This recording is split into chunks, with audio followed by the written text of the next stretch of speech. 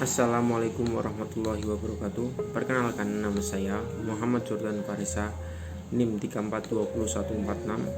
Saya dari kelas Sosiologi B, jurusan Komunikasi Penyiaran Islam IAIN Pekalongan. Di sini saya akan mengangkat tema interaksi sosial. Apa itu interaksi sosial? Interaksi sosial ialah hubungan timbal balik antara individu dengan individu maupun individu dengan kelompok atau kelompok dengan kelompok. Interaksi sosial bisa terjadi di mana saja, di lingkungan kita maupun di mana itu tempatnya. Bahkan keseharian kita dinamakan juga dengan interaksi sosial. Syarat interaksi sosial ada dua. Yang pertama ada komunikasi, dan kedua ada kontak fisik. Komunikasi menjadi satu di antara syarat interaksi sosial karena dengan adanya komunikasi, pesan yang ingin kita sampaikan akan tersampai oleh lawan bicara. Kontak fisik adalah sebuah cara yang dilakukan seorang dalam proses interaksi sosial, artinya sama-sama menyentuh, tetapi dalam interaksi sosial kontak tidak selalu terjadi. Ciri interaksi sosial: jumlah pelaku lebih dari satu orang, adanya komunikasi menggunakan simbol, isyarat, atau bahasa tertentu. Dalam interaksi sosial ada dimensi waktu, misal masa lalu, masa kini, dan masa depan. Terus ada tujuan yang ingin dicapai, misal tujuan bersama untuk merintis sebuah usaha atau menjalin persahabatan dan menjalin pertemanan.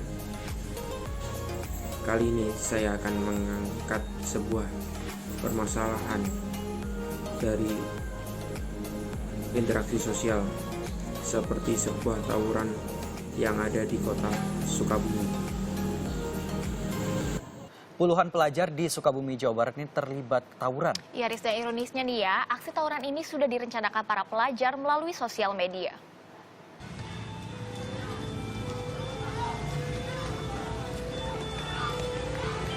Aksi tawuran ini melibatkan para pelajar dari SMK Bina Teknik dan SMK Pasundan, Sukabumi, Jawa Barat. Tawuran terjadi di Pelabuhan 2 Februari silam. Warga sekitar nih bahkan ketakutan dan satu pelajar luka parah. Iya, dan buntut dari insiden ini 30 pelajar yang terlibat langsung digiring ke kantor polisi. Jumat siang 4 diantaranya menjadi tersangka, dan mirisnya insiden ini ternyata direncanakan para pelajar melalui aplikasi WhatsApp. Dan atas kasus ini mereka pun terancam gagal mengikuti ujian nasional berbasis komputer pada bulan Maret ini. Nah, dari contoh tersebut bisa dikatakan tergolong dalam interaksi sosial disosiatif. Mengapa demikian? Karena di dalam interaksi sosial disosiatif terdapat konflik sosial, yaitu terjadinya pertikaian. Interaksi tersebut karena perbedaan paham dan kepentingan antara individu maupun kelompok. Konflik tersebut ditandai dengan ancaman, kekerasan, dan kontak fisik antar kelompok. Bentuk-bentuk interaksi sosial sebenarnya ada dua. Yang pertama, interaksi sosial asosiatif dan disosiatif. Asosiatif yaitu adanya kerjasama, akomodasi, akulturasi, dan asimilasi. Kerjasama itu bentuk interaksi sosial saling menolong antara individu maupun kelompok untuk tujuan yang sama. Sedangkan akomodasi itu suatu proses penyesuaian diri individu atau kelompok yang tadinya saling bertentangan, kemudian berupaya mengatasi ketegangan tersebut untuk tujuan mengurangi perbedaan pendapat. Akulturasi,